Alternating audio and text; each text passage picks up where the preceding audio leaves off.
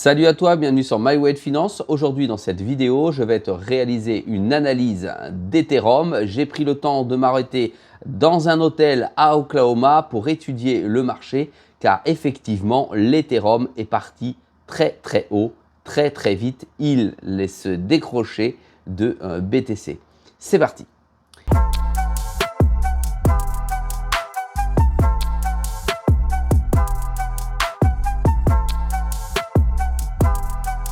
Sois le bienvenu dans cette vidéo. Je te rappelle qu'ici, il n'y a pas de conseil en investissement. Je te montre ce que je fais et comment je le fais. Je reviens sur l'affaire Ethereum. Aujourd'hui, je vais te donner les différents paliers que j'ai pu identifier sur le marché avec l'ETH qui est en train de partir. Et j'ai l'impression qu'il part seul, si ce n'est en emmenant certains altcoins avec lui. Alors, effectivement, petit mea culpa, j'avais mal suivi l'actualité sur Bitpanda.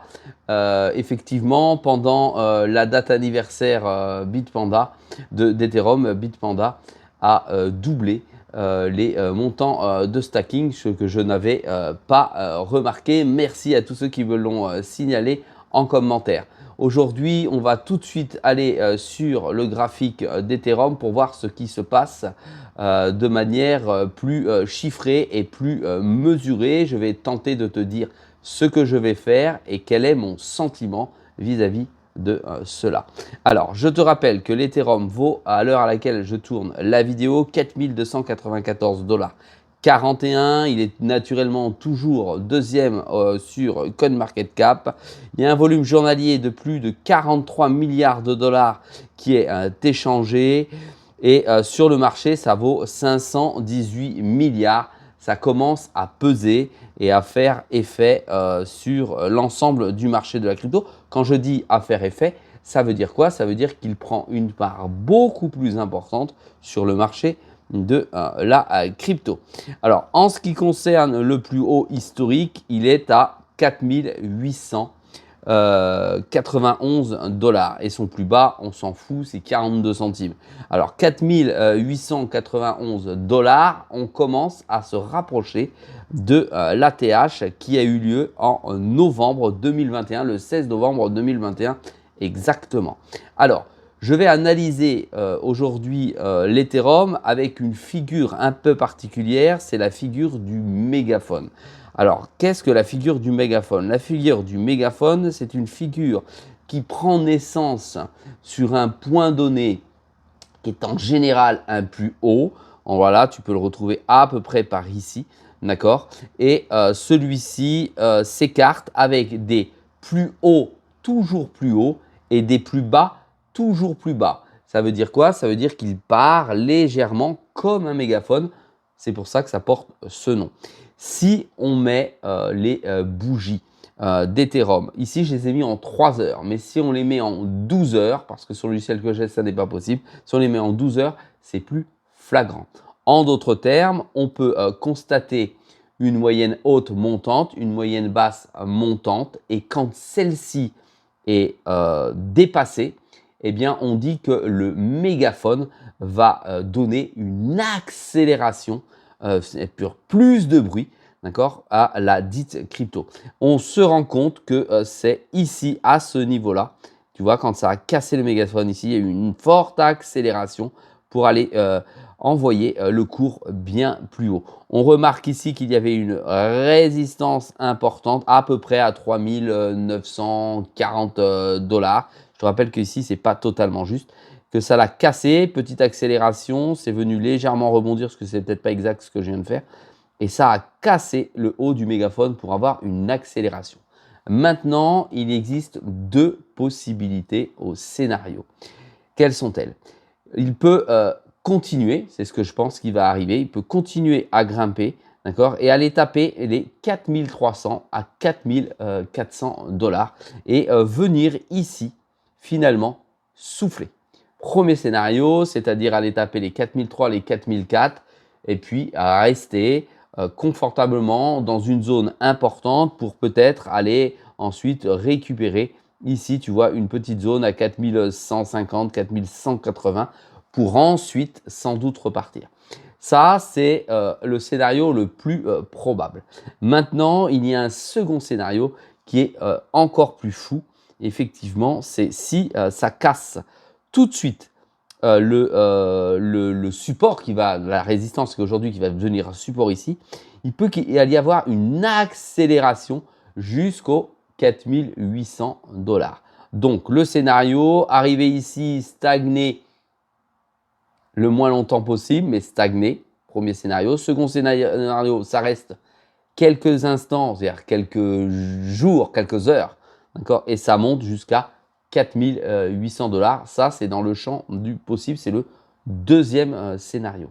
Et le scénario le plus fou qui pourrait arriver, d'accord, c'est qu'il y a un emballement du marché dû à cette figure qu'est le mégaphone, un emballement, et que l'Ethereum construisent finalement une figure parabolique qui nous emmène, et oui, attention, là, ça va devenir fou, qui nous emmène l'Ethereum jusqu'à 6000 $.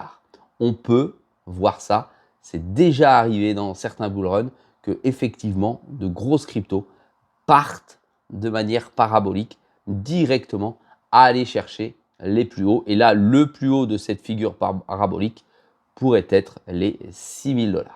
Si effectivement ça arrive, eh bien à mon avis, il y en a plein qui vont sortir du marché, d'accord, avant ou pendant.